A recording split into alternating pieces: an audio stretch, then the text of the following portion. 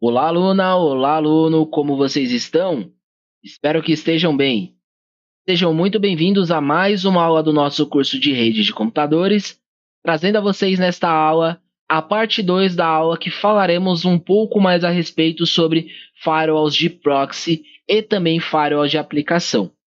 Bom, na aula anterior eu dei um overview geral para vocês sobre o firewall de proxy, expliquei algumas coisas, dei alguns determinados exemplos, inclusive este último slide que está aparecendo à tela para você é sobre o último ponto no qual eu ponderei sobre o firewall de proxy, e a partir daqui nós daremos continuidade, então é uma parte 2 da aula anterior, e agora falaremos um pouco sobre o firewall de aplicação. Pois bem, bom, primeiro de tudo é que o firewall de aplicação, obviamente como o nome diz, ele atua na camada de aplicação, ou seja, na camada 7 do modelo OSI. Então, nós tivemos aulas muito tempo atrás sobre as camadas do modelo OSI, então se você não se recorda, aconselho você a voltar naquelas determinadas aulas para você ter um know-how, refrescar a memória e se orientar um pouco melhor falando a respeito dos proxies, tá bom? E aí, qual que é o objetivo aqui do firewall que atua na camada 7 do modelo OSI? Ele é focado na inspeção e controle de tráfego e aplicações específicas. Também da mesma forma como o proxy que nós falamos, o firewall de aplicação ele também atua na camada de HTTP, HTTPS, FTP, SMTP e assim sucessivamente. Beleza?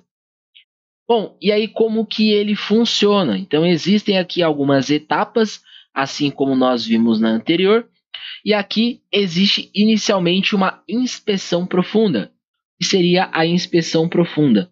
Da mesma maneira que quando você vai executar o seu antivírus na sua máquina para saber se existe arquivo malicioso, propriamente vírus ou algum malware, você tem as possibilidades de verificação rápida, verificação profunda e assim sucessivamente.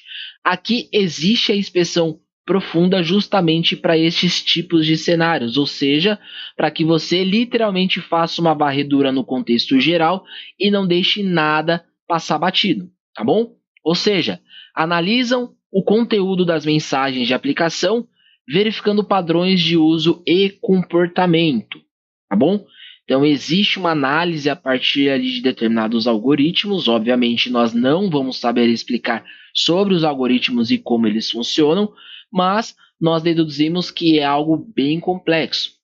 E aí, através dessa análise profunda, vai então existir a segurança, ou seja, onde é detectado e bloqueado ataques específicos de aplicação.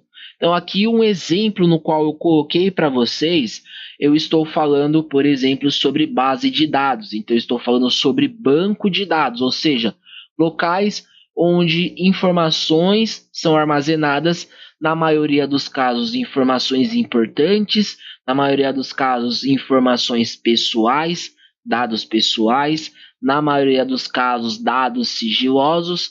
Então, depende e varia muito do contexto.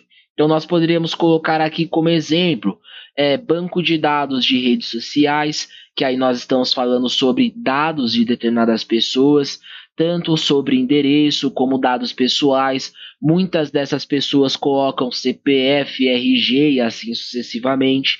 Nós poderíamos estar falando sobre os dados controlados, então nós poderíamos falar aqui sobre força militar, por exemplo, sites de força militar, ferramentas de força militar, então onde a possibilidade de invasão ou de roubo de dados de tecnologia nuclear, de equipamentos tecnológicos. Então a gente pode pensar aí nos aviões, por exemplo. Então tem ali não só o armamento, mas também o que vai dentro do avião, os GPS e etc. Então tudo isso se envolve em uma coisa muito minuciosa. Então aqui a parte da segurança é sobre a detecção e o bloqueio de determinados ataques em aplicações de bases de dados. E aí existe a política de segurança, né, que aplicam políticas baseadas no conteúdo e comportamento das aplicações. Então isso varia de aplicação para aplicação, mas é interessante sabermos que isso é baseado de acordo com as regras, tá? E aí eu coloquei aqui o exemplo de um funcionamento de um firewall de camada de aplicação. Então, obviamente, existe a solicitação em HTTP, HTTPS, então isso é enviado para o servidor web, onde está hospedado, independente se é um servidor físico ou um servidor em nuvem. O firewall de camada de aplicação intercepta a solicitação e analisa seu conteúdo em busca de padrões maliciosos.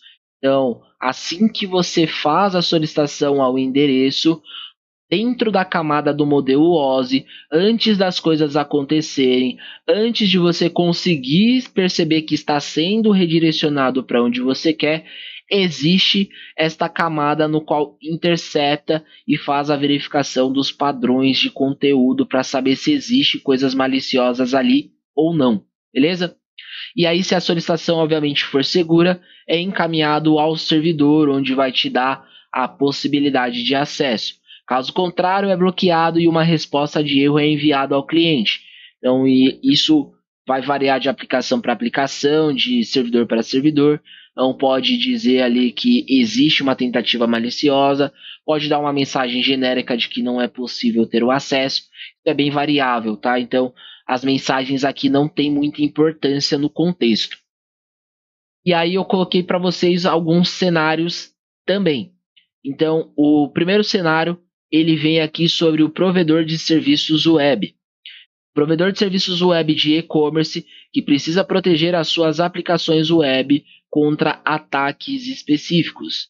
Bom, nós temos diversos tipos de e-commerce atualmente, então, desde grandes quanto pequenos, nós poderíamos falar propriamente do e-commerce do Facebook.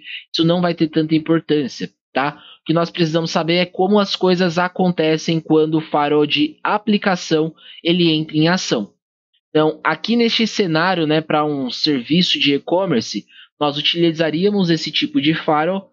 Então, um firewall ele seria utilizado na camada de aplicação para fazer a detecção e o bloqueio de tentativas de SQL injection, por exemplo.